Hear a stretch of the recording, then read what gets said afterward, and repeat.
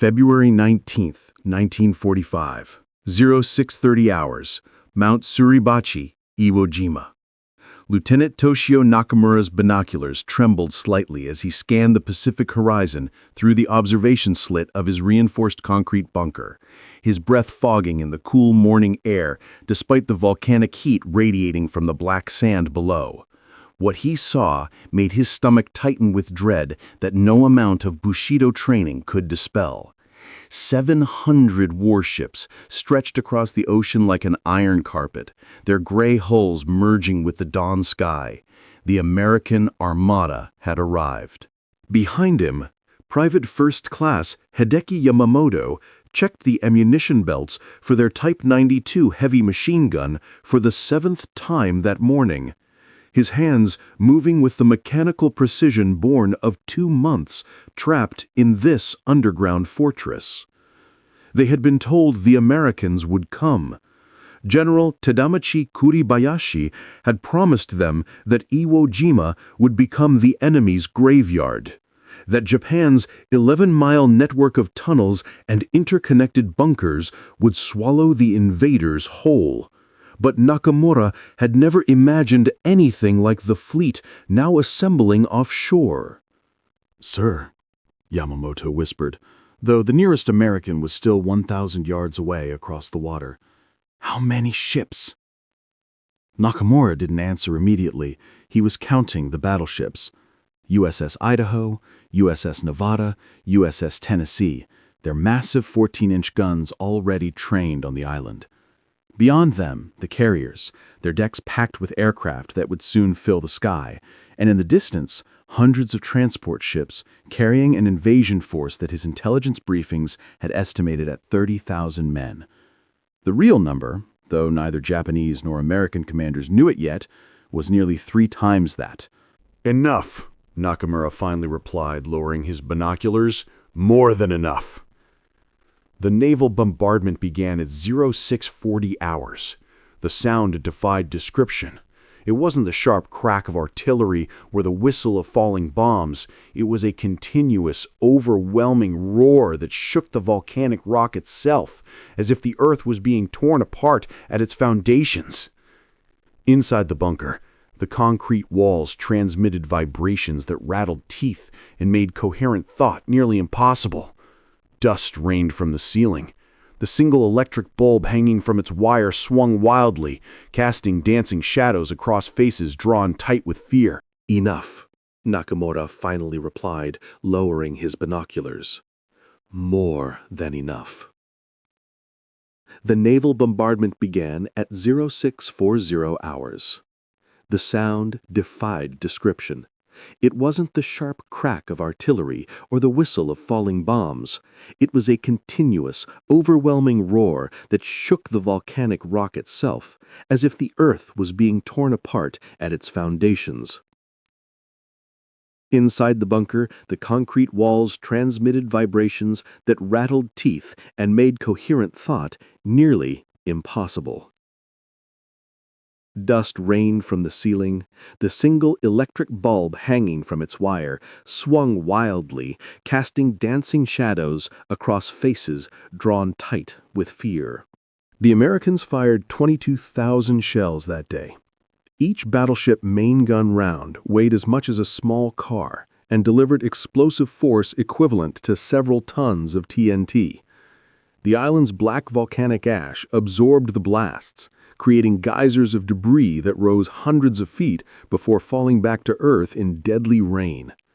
Above ground, nothing could survive. Trees were obliterated. Rocks were pulverized.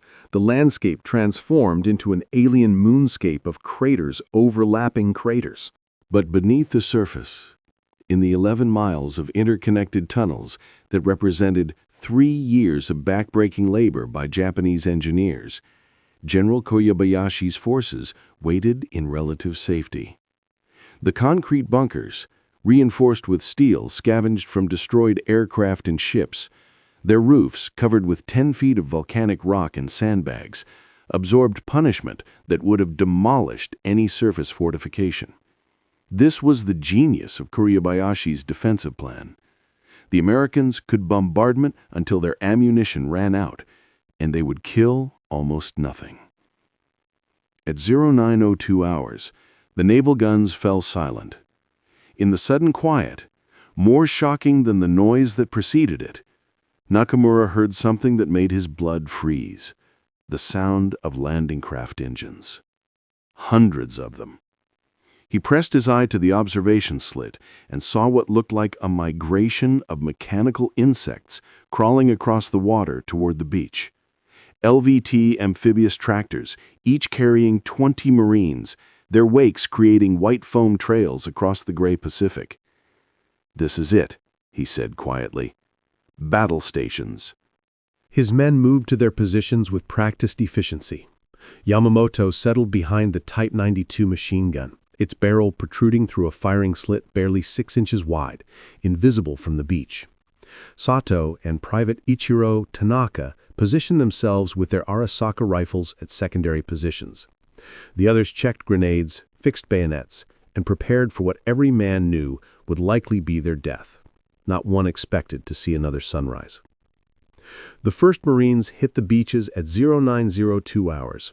For the first few minutes, as hundreds of American troops scrambled across the black volcanic ash that sucked at their boots and made every step an exhausting struggle, not a single shot was fired. The Japanese bunkers remained silent, their occupants watching through tiny observation slits as the Americans poured ashore in increasing numbers. Tanks began landing, artillery pieces, supply dumps. The beach filled with men and machines, creating what appeared to be complete chaos, but was actually a precisely choreographed invasion. Nakamura felt sweat running down his back, despite the cool air in the bunker. His orders from regimental headquarters were explicit: wait until the beaches were completely full. Wait until maximum American forces were exposed and vulnerable. Then unleash hell. His finger rested on the firing trigger, every muscle in his body tense with anticipation. At 10:25 hours, when an estimated 10,000 Marines crowded the beaches and the first units began advancing inland, the signal came. A single green flare arced into the sky from Japanese headquarters. Nakamura squeezed the trigger. The beach erupted in fire.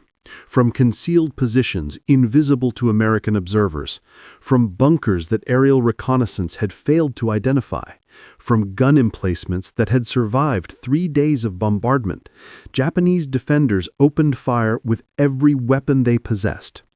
Machine guns created interlocking fields of fire that turned the black sand red. Mortars rained explosives onto tightly packed American formations. Artillery batteries, their guns hidden in caves with steel doors that opened only for firing, targeted landing craft still approaching the shore. The slaughter was immediate and overwhelming. Marines fell in waves, their bodies piling up on the volcanic ash that was already difficult to cross. The volcanic sand offered no cover, no concealment. Every step Marines took revealed them to Japanese gunners who had pre-sighted every square foot of the beach. Wounded men trying to crawl to safety were cut down by secondary bursts. Corpsmen attempting rescue became targets themselves. Yamamoto fired in controlled bursts, just as he had been trained. 3 to 5 rounds, shift aim, fire again. The Type 92 machine gun, fed by 30-round magazines, had an effective range of over 800 yards. At the distances they were engaging, missing was almost impossible. Through the narrow firing slit, Yamamoto could see Americans falling, bodies tumbling in the peculiar way men moved when struck by high-velocity rounds. He felt nothing. Not satisfaction, not horror. Only the mechanical focus of a man doing his job. The battle for the beaches lasted 4 hours. By 1400 hours, Marines had secured a fragile toehold and begun advancing inland, but at catastrophic cost. The 28th Regiment, tasked with taking Mount Suribachi, had suffered 25% casualties just getting off the beach. Scattered across the volcanic sand were destroyed vehicles, abandoned equipment, and bodies.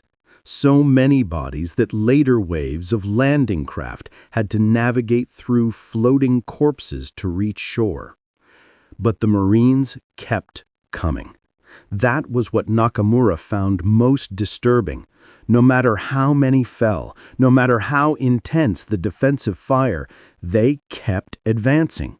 Where Japanese doctrine would have called for withdrawal and regrouping after such losses, the Americans simply accepted the casualties and pushed forward. It spoke to resources, both material and human, that seemed limitless. By nightfall of D-Day, 30,000 Marines were ashore, but they had advanced no more than 700 yards inland and held a beachhead barely half the width of the island. Japanese positions remained largely intact. The tunnel network was undamaged. General Kuribayashi's defensive plan was working exactly as designed. If every day of the battle proceeded like this, the Americans would run out of men before the Japanese ran out of ammunition. That night, in bunkers across the island, Japanese defenders allowed themselves a moment of grim satisfaction. They had inflicted terrible losses. They had stopped the American advance far short of its objectives. They had proven that Bushido's spirit and tactical brilliance could hold against overwhelming material superiority. They didn't know it yet, but within 24 hours, everything would change. Because on the beach, being unloaded under cover of darkness, were 8 vehicles that would revolutionize the battle. 8 M4A3 Sherman tanks that looked identical to the dozens of other tanks the Japanese had already engaged. But these Shermans were different. Instead of a 75mm main gun, they mounted a CBH-1 flamethrower capable of projecting napalm-thickened fuel 150 yards. The Japanese defenders, veterans of jungle fighting who had faced man-portable flamethrowers before, had no concept of what a flamethrower tank could do to a fortified position. The secret weapon had arrived on Iwo Jima. And the Marines, bloodied but unbroken after the worst single day in their Corps' history, were about to unleash it. 6 months earlier, October 1944. Schofield Barracks, Hawaii. In a classified workshop that officially didn't exist, Navy Seabee mechanics were creating a weapon that would change the nature of warfare in the Pacific. Master Chief Petty Officer Jack Morrison watched as his team lowered the CBH-1 flamethrower assembly into the turret of a modified M4A3 Sherman tank, replacing the 75mm gun that had been removed the previous week. The 43-year-old veteran of construction projects across the Pacific had built airfields, bridges, and port facilities, but this project was unlike anything in his 20-year Navy career. "Careful with that fuel line," he called out as Petty Officer Second Class Mike Chen guided the main fuel connector toward its mounting bracket. "We get a leak in combat and the whole crew becomes barbecue." The CBH-1 wasn't the first flamethrower system the Navy had developed. Earlier versions mounted on half-tracks and light tanks had proven effective in limited engagements but suffered from vulnerable fuel tanks, short range, and inability to withstand sustained enemy fire. The marriage of flamethrower technology to the M4A3 Sherman, however, created something unprecedented. The Sherman provided armor protection that man-portable flamethrower operators could only dream of. The 35-ton tank could shrug off small arms fire and shrapnel that would kill an unprotected soldier instantly. Its armor, 2.5 inches thick on the frontal glacis plate, could stop most Japanese anti-tank weapons at combat ranges.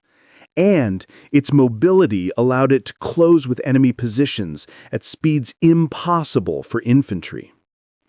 Colonel George Unmacht, observing from the workshop entrance, studied the modified tank with the practiced eye of an engineer who had spent the war developing specialized weapons. The 48-year-old officer had been personally selected to lead the flame tank program after his work on improved demolition charges and mine-clearing equipment earned him a reputation as the Marine Corps' most innovative tactician. "What's our effective range with the current fuel mixture?" Unmacht asked Morrison. "150 yards, sir.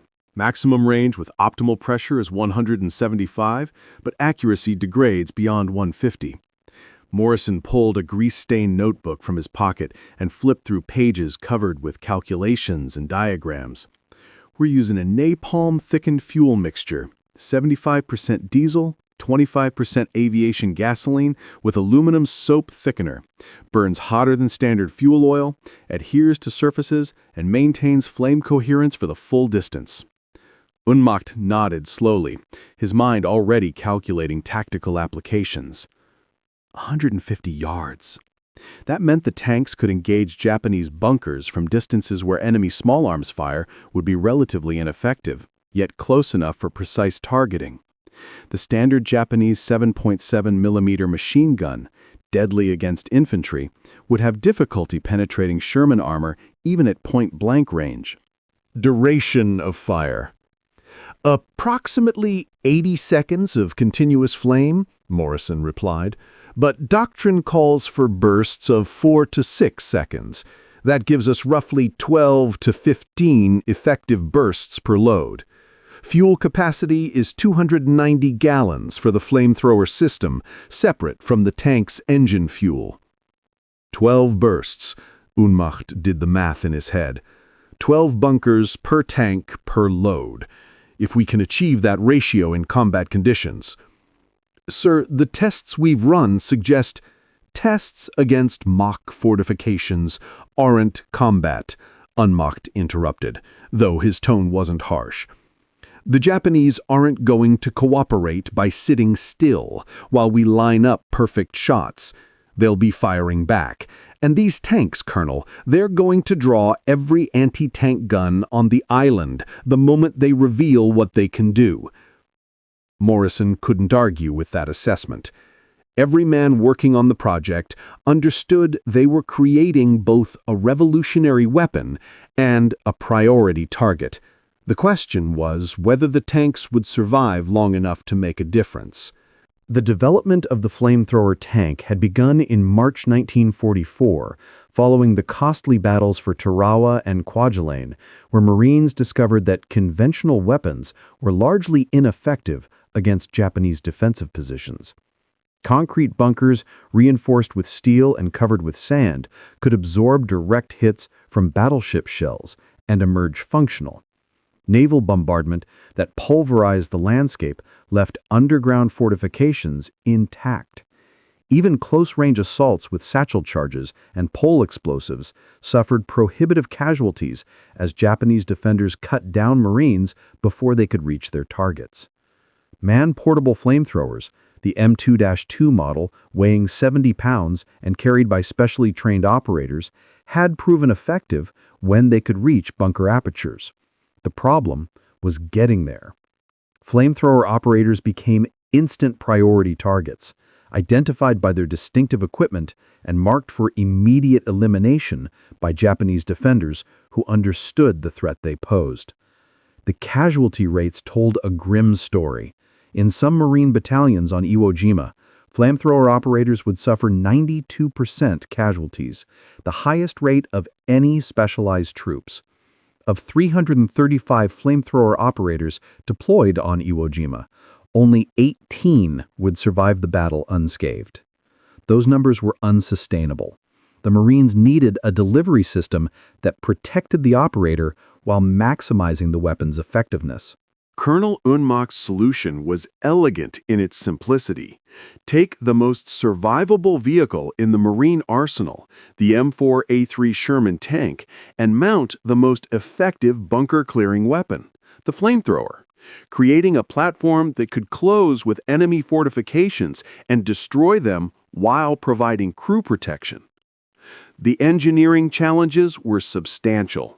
The CB-H-1 flamethrower system required pressurized tanks, fuel lines capable of handling napalm mixture, ignition systems that worked reliably in humid Pacific conditions, and mounting hardware strong enough to withstand the violent recoil generated by projecting liquid fire at high velocity. Morrison's testing failures mounted throughout November 1944. The CBH-1 system leaked at high pressure. Ignition systems misfired in humidity. Fuel lines ruptured under sustained firing. Each failure meant hours of disassembly, diagnosis, and redesign by men who understood they were racing against a deadline that would cost lives if missed. The breakthrough came on November 23rd during a test firing at Kahuku Point, where Morrison's team had constructed a replica Japanese bunker using captured engineering specifications. The concrete structure, reinforced with steel beams and covered with 10 feet of sand and coral, represented the type of fortification that had stopped Marines cold at Tarawa. "Range to target, 125 yards," called out Petty Officer Chen, working the rangefinder. "Wind minimal, conditions optimal." Morrison stood beside the test tank, designated Charlie 1, watching as the crew prepared for firing. Tank Commander Staff Sergeant James Walsh occupied the commander's position in the turret, his eyes pressed to the periscope that gave him a view forward. The Sherman's standard crew of 5 had been reduced to 4 for the flamethrower variant. The eliminated bow gunner's position now occupied by the flamethrower's fuel pressurization system. "Pressure at 350 psi and holding," Walsh reported through the external intercom. "Fuel mixture temperature optimal. Ignition system armed." "Fire when ready," Morrison ordered. The flame erupted with a sound like tearing canvas amplified 1,000 times. Not the sharp crack of a gun, but a deep, throaty roar that resonated in the chest cavity and made the air itself seem to vibrate. The stream of burning napalm arced across the test range, a tongue of fire that seemed almost alive, writhing and twisting as it crossed the distance to the target bunker. The effect was immediate and total. Flame poured through the bunker's firing slit, filling the interior with temperatures exceeding 2,000 degrees Fahrenheit. The steel reinforcement beams glowed red, then white. Concrete began to crack and spall from thermal stress. And this was a structure specifically designed to withstand direct hits from 14-inch naval shells. But it was what happened next that made Morrison understand they had created something truly revolutionary. The flame didn't just burn out after a few seconds like conventional incendiary weapons. The napalm-thickened fuel adhered to every surface inside the bunker, continuing to burn with sustained intensity. 5 seconds, 10, 15. The bunker became a crematorium, temperatures inside rising to levels incompatible with any form of life. "Cease fire," Morrison called out. The flame cut off instantly, leaving behind a smoking trail and a bunker that radiated heat like a furnace. 30 seconds of sustained fire had utterly destroyed a defensive position that could have held out for days against conventional weapons. Colonel Unmacht had watched the test in silence. Now he turned to Morrison with an expression that mixed satisfaction with something darker. "How many of these can we have operational by January?" "If we push production and strip crews from other units, 8 confirmed, maybe 12 if all modifications work as planned." "8 will have to be enough." Unmacht lit a cigarette, his hands steady, despite what they had just witnessed. "The target is Iwo Jima. Intelligence estimates 21,000 Japanese defenders in fortifications that will make Tarawa look like a day at the beach. These tanks might be the difference between victory and defeat." The 8 M4A3 Sherman flame tanks departed Hawaii on January 27, 1945, aboard the USS LST-779. Their destination unknown to all but the highest command levels. Each tank carried a 4-man crew that had trained extensively with the flamethrower system but had never fired the weapon in combat.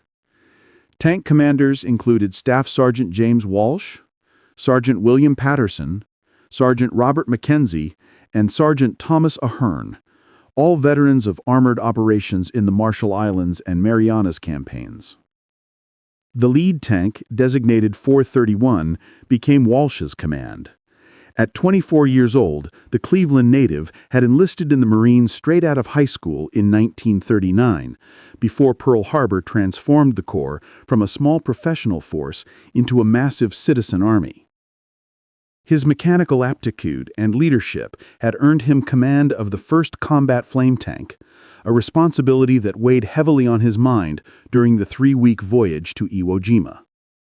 Walsh's crew represented the typical composition of Sherman tank personnel in the Pacific. Corporal Michael Donovan served as driver, controlling the tank's movement through 2 levers that modulated power to each track independently.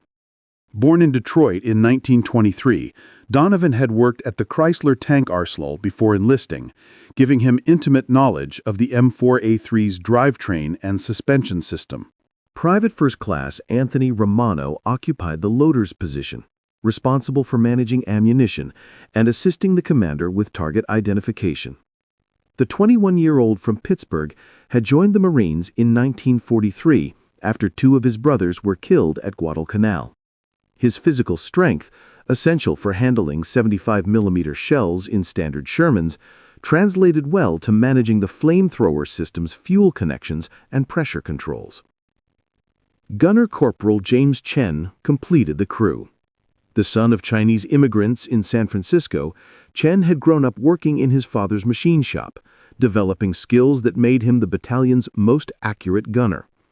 In the flamethrower Sherman, Chen controlled not a 75mm cannon, but the CBH-1 flame gun, a weapon that required different skills but similar precision. The tanks spent the voyage locked in the LST's hold, subjected to the constant rolling motion of the Pacific crossing.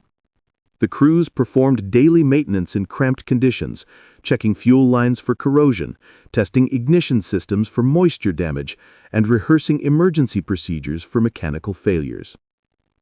February 19, 1945. 0200 hours. Aboard LST-779, 12 miles offshore from Iwo Jima. Walsh woke to the distant thunder of naval bombardment beginning. The USS Idaho's 14-inch guns had opened fire, followed rapidly by every battleship, cruiser, and destroyer in the Armada. The sound was continuous, overlapping, creating a wall of noise that made sleep impossible. All crew members prepare for combat deployment, the ship's intercom crackled. H hour is 0900. Tank crews report to vehicles immediately. Walsh rolled out of his rack and pulled on his uniform, checked his .45 automatic and grabbed his helmet. Around him, the other tank commanders were doing the same, their faces reflecting the same mixture of anticipation and dread that Walsh felt in his gut. In the tank hold, the 8 flame Shermans sat lined up like steel beasts waiting to be released. Their normal 75mm guns had been replaced with the flamethrower assemblies, giving them a distinctive appearance that would mark them as priority targets once their purpose became clear.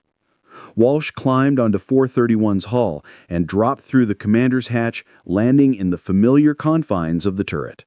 "Morning, Skipper," Chen said from the gunner's position. "Ready to introduce the Japanese to American barbecue?" "Stow the jokes, Chen. This isn't training anymore." Walsh settled into his seat and began the pre-combat checklist. "Donovan, start the engine. Romano, check fuel pressure. Chen, test the ignition system." The Sherman's Ford GAA V8 engine rumbled to life, its 500 horsepower transmitted through the drivetrain to tracks capable of propelling the 35-ton vehicle at 26 miles per hour on roads, slower across the volcanic terrain they would encounter on Iwo Jima. The fuel pressure gauge climbed steadily to 350 psi, the optimal pressure for flame projection. The ignition system sparked correctly, ready to transform pressurized fuel into a stream of fire. "All systems nominal," Walsh reported over the radio net. Tank 431 ready for deployment. Similar reports came from the other 7 flame tanks. By 0300 hours, all 8 vehicles were operational and ready for the most important mission of their existence. At 0640 hours, the naval bombardment reached its crescendo. Every ship capable of firing opened up simultaneously, creating a wall of explosions that transformed Iwo Jima's landscape into a vision of hell. Walsh, watching through his periscope from the LST's open bow doors, could see the island disappearing beneath smoke and volcanic dust thrown up by thousands of shells. "Think there's anything left alive down there?" Romano asked, his voice tight. "General Kobayashi is alive, and so are most of his 21,000 defenders. This is going to be bad, Romano. Worse than anything we've seen." He was right, though even Walsh couldn't imagine how bad it would actually become. At 0902 hours, the first wave of Marines landed unopposed. Through his periscope, Walsh watched the LVT amphibious tractors disgorging troops onto black volcanic sand that looked like something from another planet. The Marines began advancing inland, moving with the cautious optimism of men who thought the bombardment had done its job. Then, at 10:25 hours, hell erupted. Every Japanese weapon on the island opened fire simultaneously. Machine guns created interlocking fields of fire that cut down Marines in waves. Mortars rained explosives onto packed formations. Artillery shells landed among clusters of men trying to dig into volcanic sand that wouldn't hold a foxhole. The beach became a slaughterhouse. Jesus Christ, Donovan whispered, watching the carnage through his driver's vision port. They're getting massacred. Quiet, Walsh ordered, though his own stomach was churning. This was worse than Tarawa, worse than Saipan. The Japanese had allowed the Marines to pack the beaches before opening fire, maximizing casualties in a display of tactical patience that contradicted every previous Japanese defensive action. The flame tanks wouldn't land until D+1, the day after the initial assault, when the beachhead was theoretically secure. But watching the Marines die in the volcanic sand, Walsh wondered if there would be a beachhead to land in. February 20th, 1945, 0800 hours. Red Beach 2, Iwo Jima. Tank 431 rolled off the LST's ramp into 3 feet of water, its waterproofed engine coughing but continuing to run as Donovan guided it toward the beach. Behind them, tanks 432 through 438 followed in single file. 8 steel monsters making their way through a surf stained pink with blood from yesterday's slaughter. The volcanic sand immediately proved treacherous. Walsh felt the tank bog down, its tracks struggling for purchase in material that combined the worst properties of sand and gravel. The engine roared as Donovan increased power, and slowly, painfully, Tank 431 clawed its way up the beach and onto firmer ground. "Welcome to Iwo Jima," a Marine sergeant called out as they passed a hastily dug command post. "The Japs are in bunkers everywhere. Regular Shermans can't touch 'em. Maybe you flame boys will have better luck." Walsh didn't respond. He was scanning the terrain ahead through his periscope, trying to identify the defensive positions that had stopped the Marine advance 700 yards inland. The ground rose gradually toward Mount Suribachi, a 554-foot volcanic cone that dominated the southern portion of the island.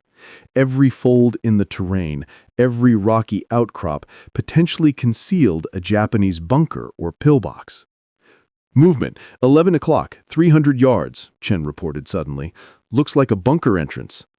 Walsh swung his periscope to the indicated bearing and saw it. A concrete structure barely visible against the volcanic rock, its firing slit a thin black line that would be almost impossible to spot from ground level. As he watched, a machine gun opened fire from the position, tracers reaching out to rake a Marine squad attempting to advance. "That's our first target," Walsh said. "Donovan, advance at 5 miles per hour. Chen, prepare for flamming. Romano, monitor fuel pressure. This is what we came for." Tank 431 began moving forward, its tracks clanking on volcanic rock. Inside the turret, Chen positioned his controls, preparing to unleash a weapon that would change the nature of warfare on Iwo Jima. Behind them, the other 7 flame tanks were fanning out, each seeking targets of opportunity in the deadly landscape of black volcanic sand and hidden fortifications. The secret weapon had arrived at Iwo Jima. The Japanese defenders were about to discover what it could do. In his command bunker 800 yards away, Lieutenant Nakamura was watching through binoculars as 8 tanks advanced toward Japanese positions. They looked like standard Shermans, the same medium tanks that had been fighting in the Pacific for 2 years. His intelligence briefings had covered Sherman capabilities extensively.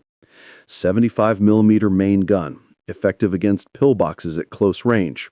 3 machine guns, vulnerable to anti-tank fire and mines. What Nakamura didn't know, what no Japanese defender on Iwo Jima knew, was that these 8 Shermans were different. And in approximately 3 minutes, when Tank 431 reached firing range of Nakamura's bunker, that ignorance would cost the Japanese their first defensive position. Walsh checked the range: 200 yards, 150, 125. Range optimal, Chen reported. Target locked, ready to fire on command. Walsh took a breath. This was the moment that months of preparation had built toward. The moment that would prove whether the flame tank concept worked in actual combat or was just another failed experiment. Fire, Walsh ordered. The world turned to flame. The flames struck Nakamura's bunker like the wrath of an angry god.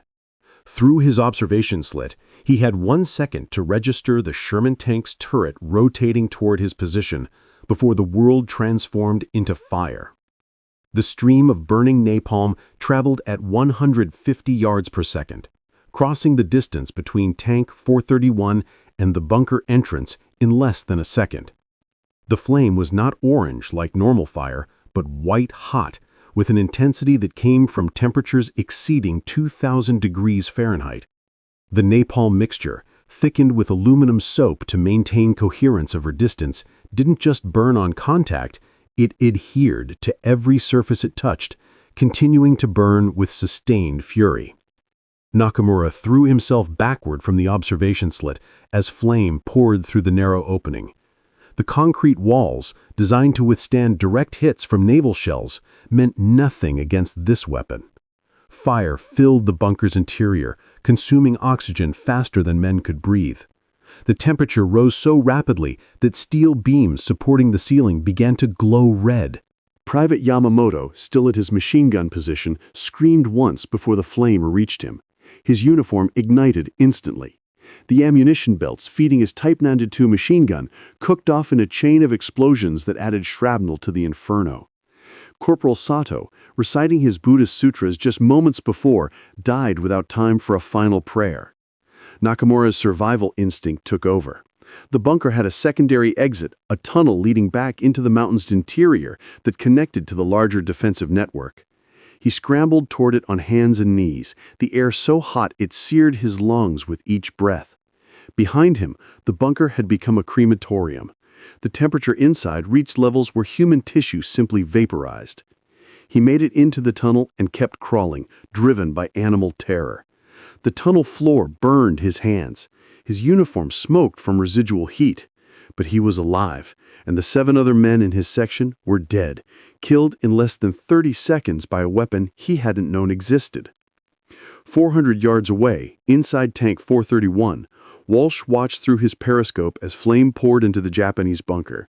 Chen had held the trigger for 6 seconds, exactly as doctrine prescribed. The effect exceeded anything they had achieved in training. Target neutralized, Chen reported, his voice steady despite what he had just unleashed. Fuel consumption, 6%. Driver advance, Walsh ordered. Next target, 2 o'clock, 200 yards. That pillbox we spotted earlier. Tank 431 rolled forward, its tracks clanking on volcanic rock. Romano, monitoring the tactical radio net, suddenly spoke up. "Skipper, you're getting requests from half the companies on this side of the island. Everyone wants a flame tank." Walsh wasn't surprised. Marine infantry who had spent all of D-Day watching their buddies die assaulting Japanese positions now had a weapon that could neutralize bunkers in seconds. The problem was simple arithmetic.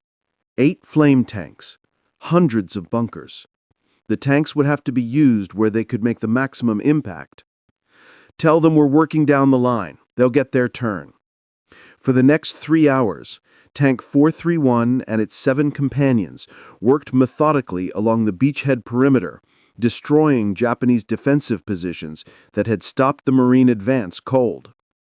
Each attack followed the same pattern: approach to optimal range, approximately 125 yards.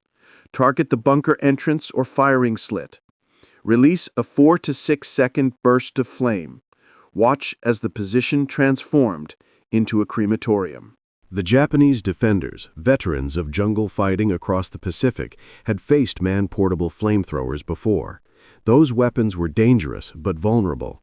Operators could be shot before reaching effective range. The 70-pound flamethrower pack was easily identified and instantly prioritized by Japanese gunners. On Iwo Jima alone, of 335 flamethrower operators deployed, only 18 would survive unscathed, a 92% casualty rate that made it the deadliest assignment in the Marine Corps. But the flame tanks changed the equation completely. The Sherman's armor protected the crew from the small arms fire that killed infantry operators. The range of the CBH-1 system allowed engagement from distances where Japanese return fire was relatively ineffective. And the mobility of the 35-ton tank meant it could attack multiple positions in rapid succession, something impossible for foot-mobile operators. By 1400 hours on D+1, Tank 432, commanded by Sergeant William Patterson, approached a complex of interconnected caves near the base of Mount Suribachi. The 28th Marines, tasked with isolating and capturing the 554-foot volcanic mountain, had been stopped by this position since the previous day. 3 separate assaults by infantry with explosives had been beaten back with heavy casualties. Patterson studied the cave entrances through his periscope. He could see Japanese soldiers watching from the darkness inside, confident in positions they believed impregnable. The caves had been carved from volcanic rock, reinforced with timber and steel, designed to survive anything the Americans could throw at them. "Driver, halt at 100 yards. Gunner, prepare for demonstration fire." "Sir?" Chen's voice carried confusion. "You heard me. I want a short burst into the air, not at the caves, above them." Patterson had an idea. The flame tank's greatest weapon wasn't just the fire itself, but the psychological terror it produced. If Japanese soldiers saw what was coming, saw the weapon that would turn their caves into ovens, perhaps they would abandon their positions before he had to kill them. Tank 432 stopped 100 yards from the cave complex. Patterson's gunner triggered a 3-second burst of flame that arced high into the air, a demonstration of the weapon's range and power. The effect was immediate and unprecedented in Japanese military history. Japanese soldiers began streaming from the rear exits of the caves, abandoning positions they had been ordered to defend to the death. Marine riflemen, watching from their positions 50 yards away, were so surprised by this mass abandonment that they initially failed to fire on the retreating enemy. An entire defensive sector collapsed without Tank 432 firing a single shot directly at the positions. Captain Frank Caldwell, commanding Company E, 26th Marines, witnessed the event from his forward observation post. The 32-year-old officer from Illinois had fought through every major Pacific campaign since Guadalcanal. He had seen banzai charges, suicidal defense, and fanatical resistance that accepted 100% casualties rather than surrender. But he had never seen Japanese troops abandon prepared positions en masse. "Get that tank commander's name," Caldwell told his radio operator. "That man just saved me 50 casualties." The psychological impact of the flame tanks spread rapidly through both sides of the battle. Marines began holding their advances, waiting for flame tank support rather than attempting suicidal frontal assaults on bunkers. Japanese defenders, learning of the new weapon through their tunnel communication network, began experiencing a fear unprecedented in their military service. In the Japanese command bunker, 1,000 yards inland, General Kuribayashi received reports of the flame tank attacks with growing concern. The 53-year-old commander of Iwo Jima's garrison had spent 3 years preparing defenses he believed impregnable. His 11 miles of interconnected tunnels, his concrete bunkers reinforced with steel, his artillery positions hidden in caves, all designed to survive the most intense bombardment the Americans could deliver. But Kuribayashi was a realist. He had served in the United States before the war, studied at American military academies, traveled across the country observing industrial capacity that dwarfed Japan's. He understood that Japan could not win a material war against American production. His defense of Iwo Jima was designed not for victory, but to inflict maximum casualties, to make the Americans pay in blood for every yard of volcanic rock. Now, reading reports of bunkers destroyed in seconds, of defenders burned alive or fleeing positions they should have held, Kuribayashi understood that the Americans had created a weapon specifically designed to counter his defensive strategy. "Send orders to all sector commanders," Kuribayashi instructed his staff. "The American flame tanks are priority targets. Anti-tank guns will engage them at maximum range. Suicide attacks with magnetic mines are authorized." The orders went out through the tunnel network's communication lines, but implementation would prove difficult. The flame tanks rarely operated alone. They advanced with supporting Sherman tanks, armed with conventional 75mm guns, specifically tasked with suppressing Japanese anti-tank weapons. Infantry protected the tanks' flanks against suicide attackers, and most critically, the flame tanks moved quickly, hitting a target and withdrawing before Japanese defenders could effectively respond. February 21st, 1945, 0630 hours, day 3 of the battle. Tank 431 rolled out from its overnight position near Red Beach, Walsh and his crew having spent an uncomfortable night sleeping beside their vehicle while Japanese infiltrators probed marine lines. The statistical reality was becoming clear. 8 flame tanks, operating 10 hours per day, could engage perhaps 60 to 80 positions daily, assuming optimal conditions and no mechanical failures. The Japanese had hundreds of fortified positions across Iwo Jima's 11 square miles. The arithmetic was brutal. Even with the flame tanks, this battle would be measured in weeks, not days, and the casualties would be staggering. Walsh received his targeting orders from the battalion operations officer. Today, the 28th Marines would assault Mount Suribachi's lower slopes, attempting to completely isolate the volcano from the rest of the island. Tank 431 would support the advance, destroying bunkers and pillboxes that blocked the Marines' path. "Mount Suribachi, huh?" Donovan said from the driver's position. "That mountain's nothing but tunnels and caves. We could burn for a week and not clear it all." He was right. Suribachi's interior had been transformed into a fortress, with artillery positions, barracks, supply dumps, and command centers all connected by tunnels carved from volcanic rock. The Japanese garrison on Suribachi, estimated at 1,500 men, could survive for weeks in their underground complex. But Suribachi was also symbolic. The volcano dominated the southern portion of Iwo Jima, providing Japanese artillery spotters with observation over the entire landing area. Its capture would be both tactically and psychologically significant. Tank 431 advanced toward Suribachi's lower slopes in company with 2 conventional Shermans and a platoon of infantry from the 28th Marines. The volcanic terrain was nightmarish. Black sand and ash made every step exhausting. Volcanic rock created dead spaces where Japanese defenders could hide until the last moment. And the temperature, even in February, climbed toward 100 degrees by midday. At 0745 hours, they encountered their first resistance. A Japanese bunker, its firing slit barely visible against the volcanic rock, opened fire with a Nambu machine gun. The bullets sparked off Tank 431's armor, unable to penetrate, but creating a sound like hail on a tin roof. "Target identified. 10 o'clock, 150 yards, Chen reported. "Ready to engage." "Fire," Walsh ordered.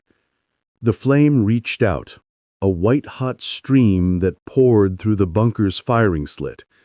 Walsh counted silently. 3 seconds. 4, 5, 6. Ceasefire. Through his periscope, he watched smoke pour from the bunker entrance. Another position destroyed. Another 8 or 10 Japanese soldiers dead. The mathematics of attrition were working in the Americans' favor, but the cost remained horrific.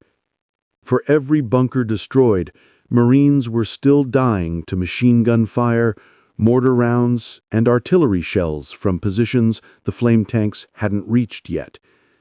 The advance continued. By 1100 hours, Tank 431 had destroyed 12 bunkers, expending nearly 40% of its fuel load. The combination of flame tank and demolition engineers was proving devastatingly effective.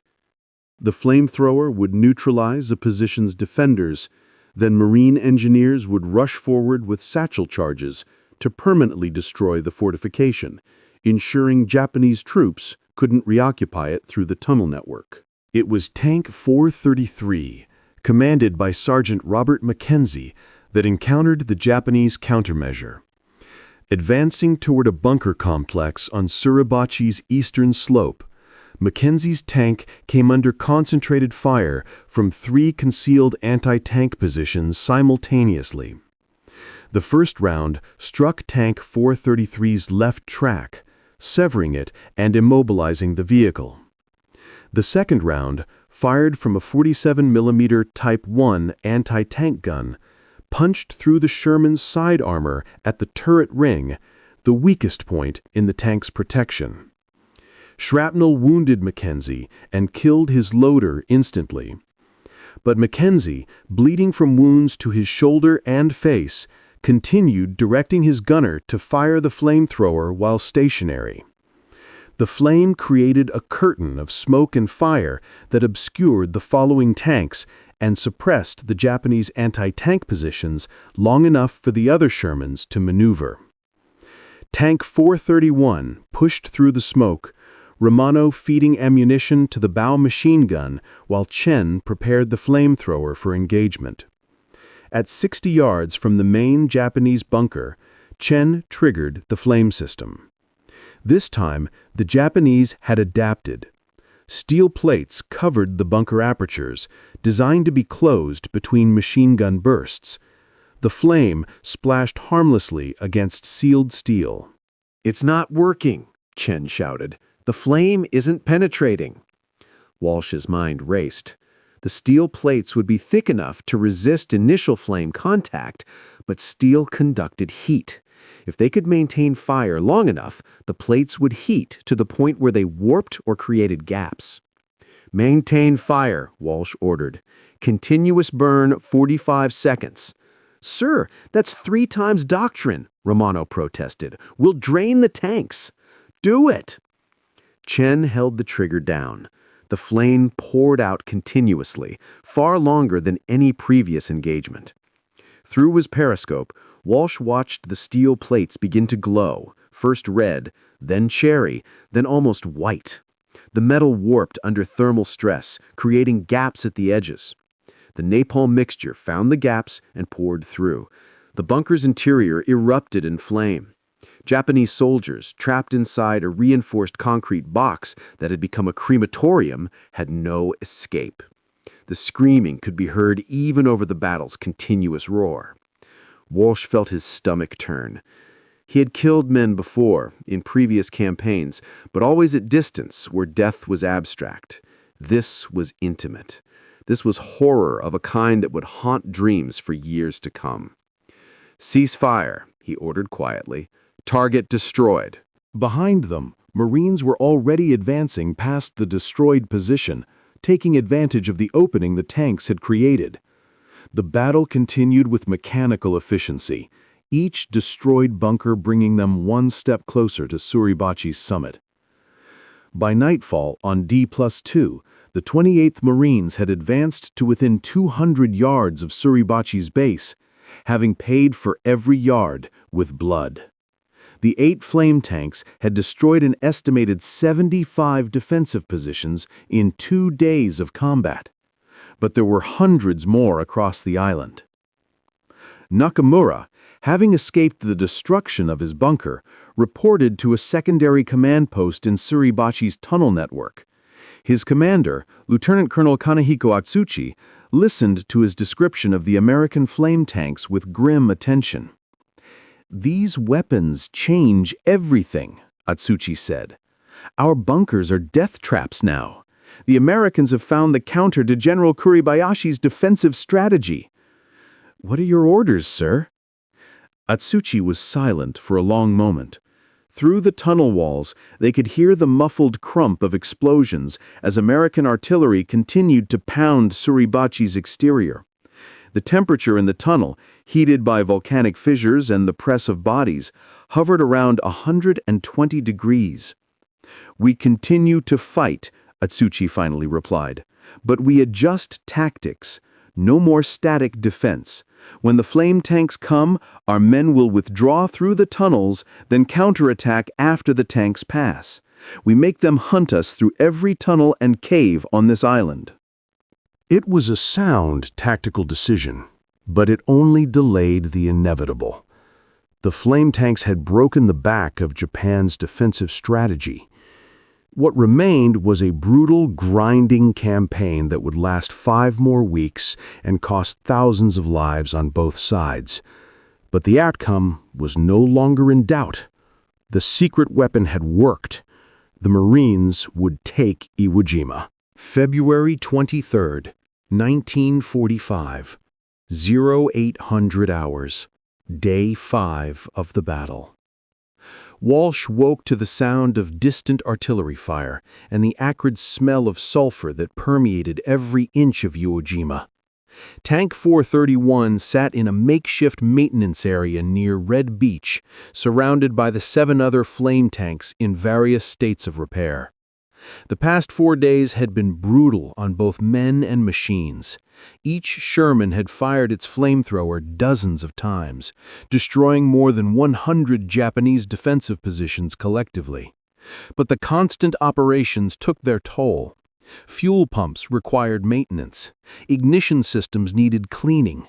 Tracks wore down on volcanic rock that was harder than any terrain the tanks had encountered in training. Corporal Chen worked on the CBH-1's fuel line connections, checking for corrosion that could cause catastrophic failure during combat. The napalm mixture was highly corrosive, eating away at seals and gaskets that needed constant replacement. A fuel leak during combat meant the entire crew would burn alive inside their steel coffin.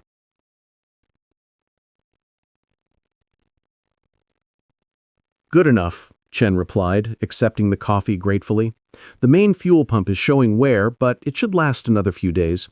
The ignition system is solid. We've got maybe 150 operational hours before we need major overhaul." Walsh nodded. 150 hours. In normal operations, that would be weeks of service. On Iwo Jima, operating 10 to 12 hours daily, it meant less than 2 weeks before Tank 431 would need depot-level maintenance that couldn't be performed on the island. "Word from Battalion is we're supporting the final push on Suribachi today," Walsh said. "The 28th Marines are going for the summit." Chen paused in his work. Mount Suribachi, the 554-foot volcanic cone that dominated the southern portion of the island, had been under assault for 4 days. The Japanese defenders, led by Lieutenant Colonel Kanehiko Atsuchi, had transformed the mountain into a fortress with artillery positions, machine gun nests, and interconnected tunnels that allowed rapid repositioning of forces. Taking Suribachi would be both tactically and symbolically significant. How many bunkers are we looking at? Jen asked. Intelligence estimates 50 to 70 defensive positions on the approach routes, plus caves and tunnel entrances that might contain twice that many fighting positions. Walsh sipped his coffee, watching the sun rise over the Pacific. It's going to be a long day. At 900 hours, Tank 431 rolled out in company with Tanks 432 and 435, supporting the 28th Marines' final assault on Suribachi's summit. The 3 flame tanks were accompanied by 4 conventional Shermans armed with 75mm guns, their mission to suppress Japanese anti-tank weapons while the flame tanks dealt with bunkers. The approach to Suribachi's base was a killing ground.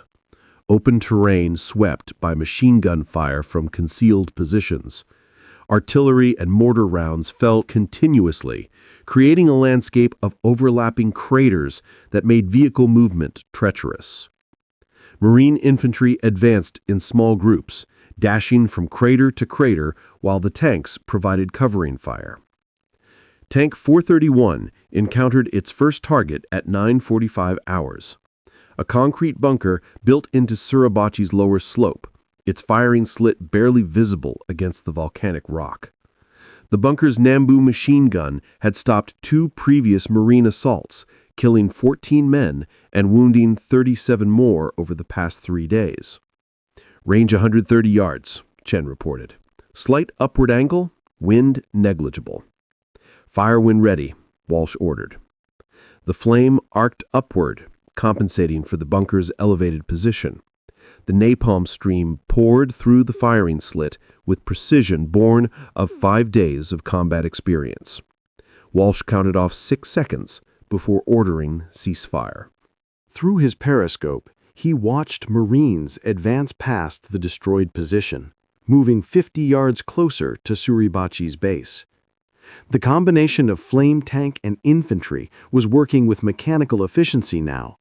The tank would neutralize the defensive position, infantry would advance and secure it, engineers would permanently destroy it with explosives, and the entire force would move forward to the next objective. By 1100 hours, the 3 flame tanks had destroyed 23 bunkers on Suribachi's lower slopes. The Japanese defensive line was collapsing not from overwhelming firepower, but from the systematic destruction of each defensive position. Kuribayashi's strategy of defense in depth required intact fortifications. Once the bunkers were destroyed, the entire system failed. Inside Suribachi's tunnel network, Lieutenant Nakamura listened to radio reports from the defensive positions being systematically destroyed. He had survived 5 days of combat, witnessed the deaths of most of his original company, and watched American flame tanks turn Japanese defensive strategy into a death trap. "All units, withdraw to secondary positions," Lieutenant Colonel Atsuchi ordered over the tunnel network's communication system. "Preserve forces for counterattack. Do not attempt to hold forward positions against flame tanks." It was a sound tactical decision, but it meant abandoning Suribachi's outer defenses. The Americans would reach the summit within hours, not days.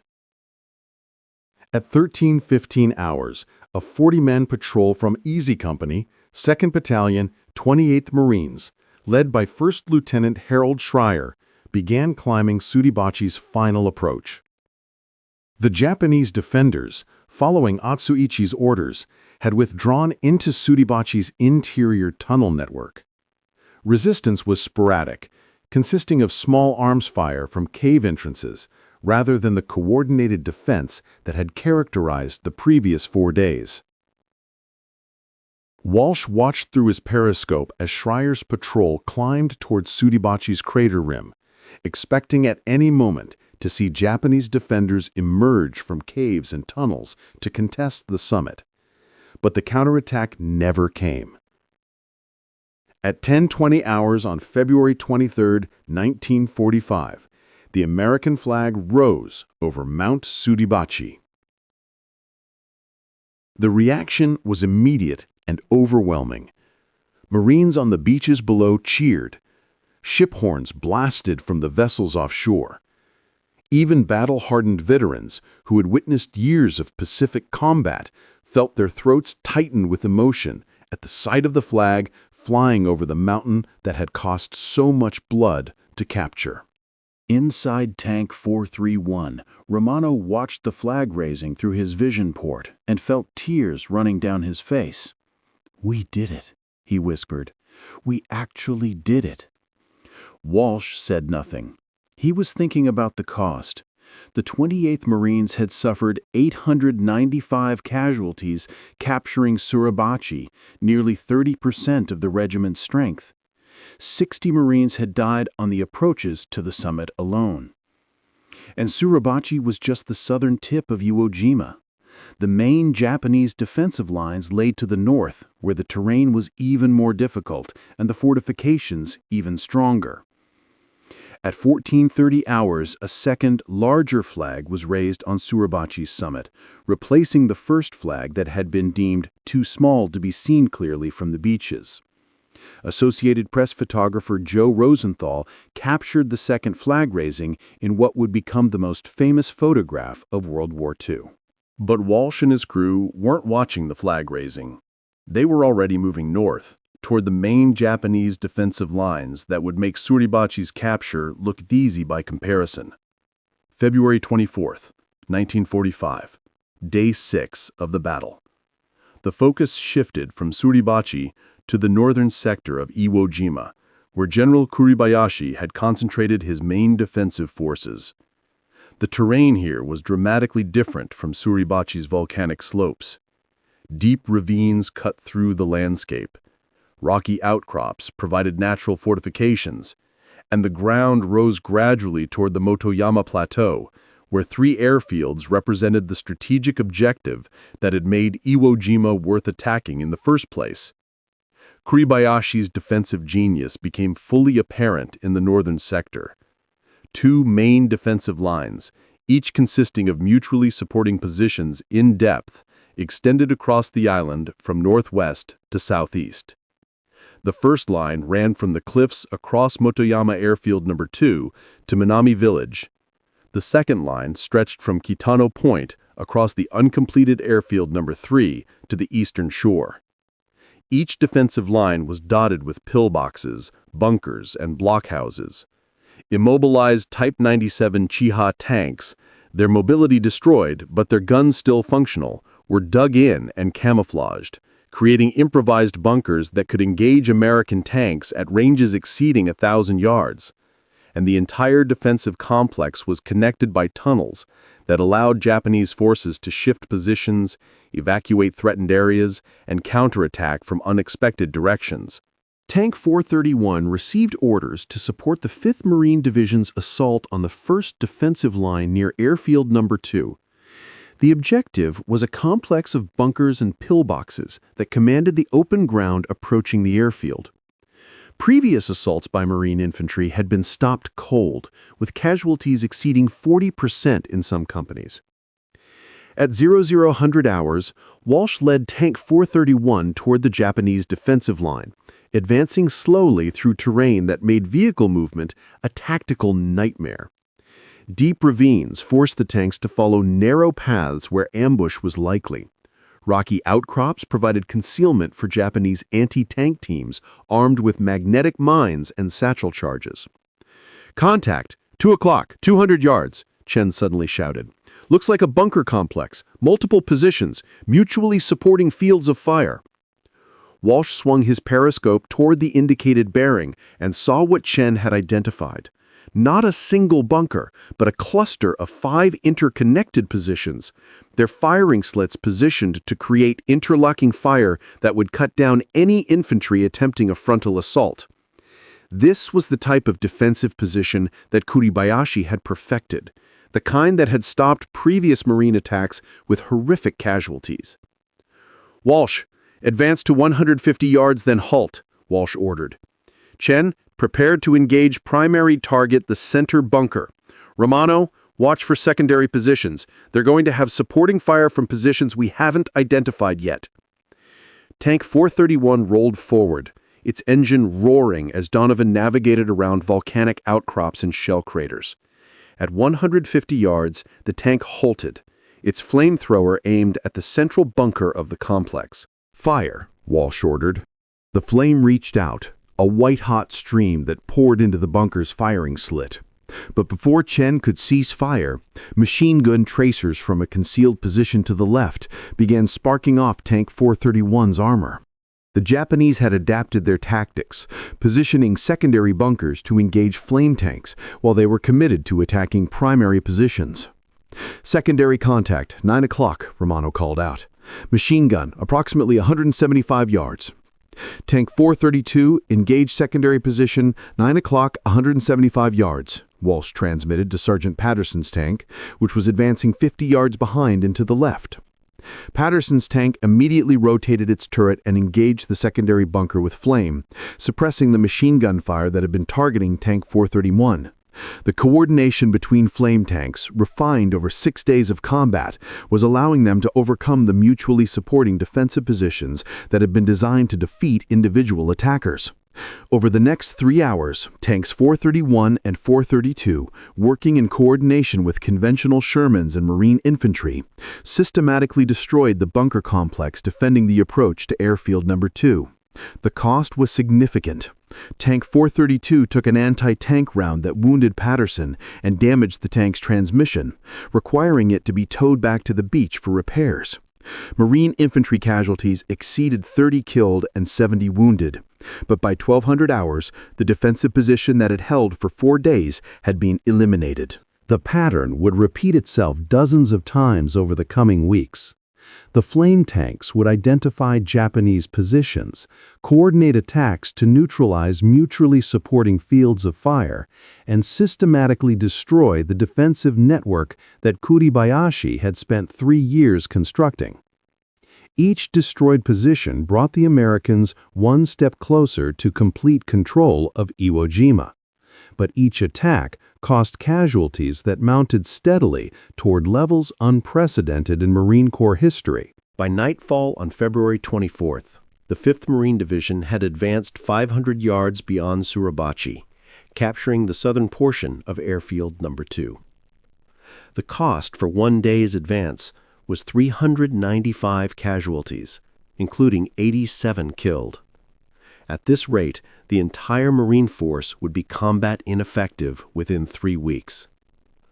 Inside Tank 431, Walsh and his crew performed maintenance by the light of portable lanterns, replacing fuel lines damaged during the day's combat, cleaning the CB-H-1's ignition system, and checking track tension on the Sherman suspension. The work was mechanical, requiring concentration that prevented thinking too much about what they had witnessed during the day. "How many bunkers today?" Romano asked quietly, working on the fuel pressure system. 11 that we hit directly," Walsh replied. "Figure another 15 to 20 that the other tanks got. Maybe 30 total destroyed between all 8 flame tanks." "And how many positions are left?" Walsh didn't answer immediately. Intelligence estimates suggested Kuribayashi had created between 750 and 1,000 defensive positions across Iwo Jima's 11 square miles. The flame tanks were destroying them at a rate of perhaps 40 to 50 per day, assuming no mechanical failures and optimal operating conditions. Simple arithmetic suggested the battle would last at least another 3 to 4 weeks, possibly longer if Japanese resistance stiffened. "Enough," Walsh finally said. "More than enough." In the Japanese command bunker, 1,500 yards north of Airfield No. 2, General Kuribayashi studied casualty reports with growing concern. His original garrison of 21,000 troops had been reduced to approximately 16,000 effectives after 6 days of combat. The rate of attrition was higher than he had calculated, primarily because the American flame tanks were destroying defensive positions faster than his defense plan had anticipated. But Kuribayashi was nothing if not adaptable. If the Americans' flame tanks were destroying static defensive positions, then tactics would shift away from static defense. His orders went out through the tunnel network that night. Bunkers would be used for observation and initial contact, but defenders would withdraw through tunnels before flame tanks could reach them. Counterattacks would come from unexpected directions, using the tunnel network to bypass American positions and strike from behind. The battle was entering a new phase, one where Japanese tactics would evolve to counter American technological advantages. The flame tanks had broken the back of Kuribayashi's original defensive plan, but the general had backup plans, and backup plans for those. February 25, 1945, Day 7. Tank 431 encountered the new Japanese tactics for the first time. Advancing toward a bunker complex that reconnaissance had identified the previous day, Walsh found the positions abandoned. The bunkers were intact, their firing slits open, but no defenders remained inside. "Where did they go?" Chen asked, scanning the surrounding terrain through his sight. "Underground," Walsh replied. "They're learning. They're not going to sit in bunkers and wait for us to burn them out anymore." The tactical shift complicated the Marines' advance. Static defensive positions could be identified, targeted, and destroyed through systematic application of firepower. Mobile defenders, who could appear from unexpected directions, attack from the flanks or rear, and then disappear back into the tunnel network, were far more difficult to counter. The flame tanks remained effective against bunkers and pillboxes, but their utility decreased against an enemy who refused to occupy static positions.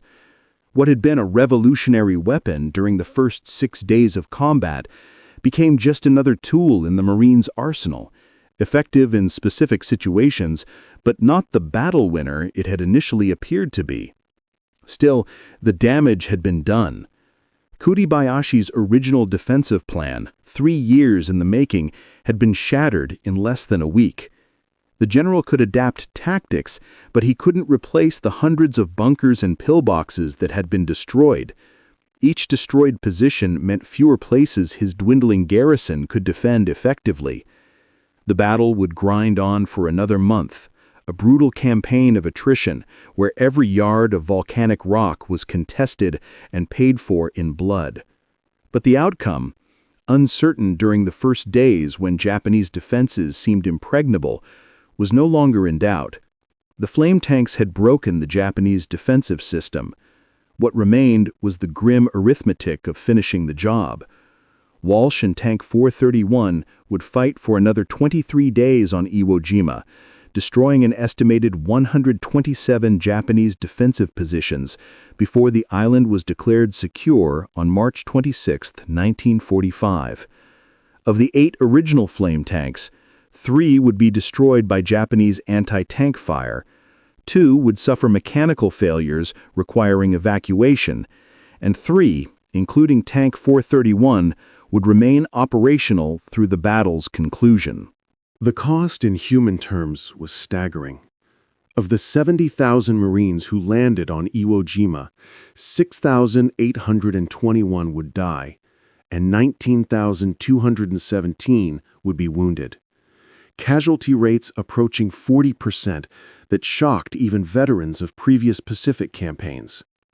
Japanese casualties were even more horrific.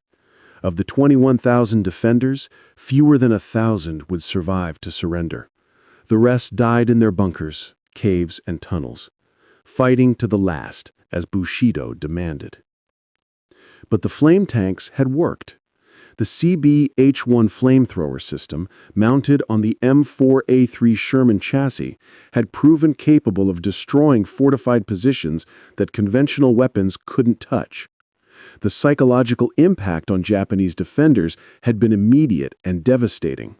And the tactical doctrine developed during the battle, coordination between flame tanks, conventional armor, and infantry, would be refined and used in subsequent operations, including the invasion of Okinawa 3 months later. Captain Frank Caldwell, whose company had been supported by Tank 431 during the assault on Suribachi, would later write in his after-action report, "In my view, it was the flame tank more than any other supporting arm that won this battle. Without them, our casualties would have doubled or tripled, and the battle might have lasted 2 or 3 months instead of 1. The secret weapon had proven its worth. The Japanese had been shocked by America's flamethrower tanks, and Iwo Jima, though won at terrible cost, had been won in large part because of them." But this is only the beginning of the story. What you've just witnessed, the secret development, the first devastating attacks, the flag rising over Suribachi, represents just 7 days of a battle that would rage for 36 brutal days. Tank 431 and Walsh's crew have destroyed over 100 Japanese positions, but General Kuribayashi still has over 16,000 defenders and hundreds of fortifications waiting in the island's northern sector. The Japanese are adapting. The tactics that worked during the first week are about to become obsolete.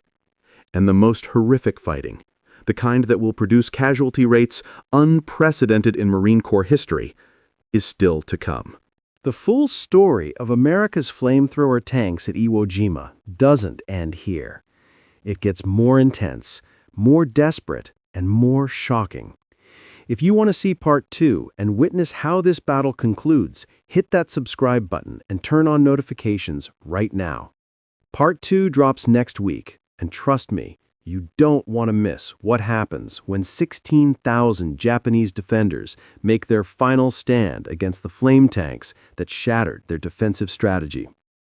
Drop a comment below. Did you know about the flame tanks before this video?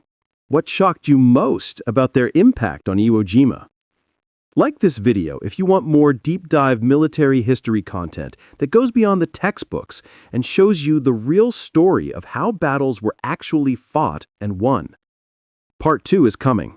The battle isn't over, neither is this story. Subscribe now. You won't want to miss what happens next. The full story of America's flamethrower tanks at Iwo Jima doesn't end here. It gets more intense, more desperate, and more shocking. If you want to see Part 2 and witness how this battle concludes, hit that subscribe button and turn on notifications right now. Part 2 drops next week, and trust me, you don't want to miss what happens when 16,000 Japanese defenders make their final stand against the flame tanks that shattered their defensive strategy. Drop a comment below. Did you know about the flame tanks before this video? What shocked you most about their impact on Iwo Jima?